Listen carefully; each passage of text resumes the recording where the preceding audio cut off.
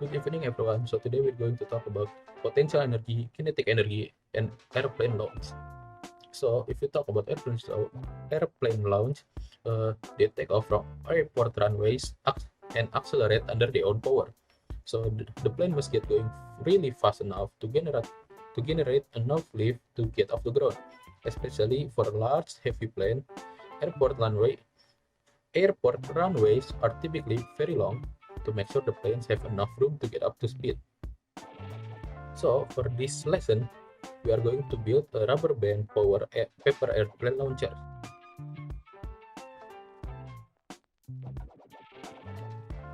Okay, before we start the experiment, there are three ways to build the paper launcher. First one is by using a cardboard, and then by using Legos, and then by using a wooden board. As for me today, I'm going to use this a wooden board. We use wooden board here for the base of the paper launcher. We hammer the nail into the wooden board, and then between the nail we put the rubber band here. And as for the airplane, we just use the simple one.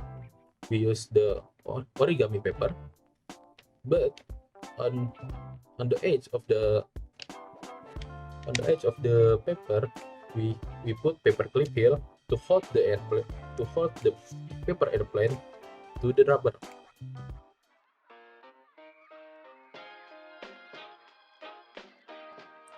And as for the experiment, you probably need a really open space just for this experiment, because I don't think it's the best to do this in closed place like your room or your home.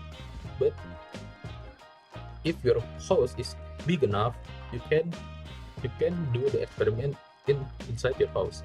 So for the experiment, you see here, you pull the paper clip into the rubber, then you pull the paper airplane, and then you let it launch. So and this right here is my own experiment on the paper airplane launchers. So what happened here is a stretched rubber band store elastic potential energy, the energy an object store when it is stretched or compressed.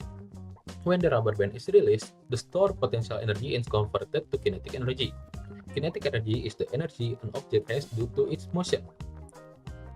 The large amount of potential energy stored in a stretched rubber band allow you to launch the paper airplanes over a short distance. This project also helps students practice engineering design process, because building a good paper airplane launcher requires some torque.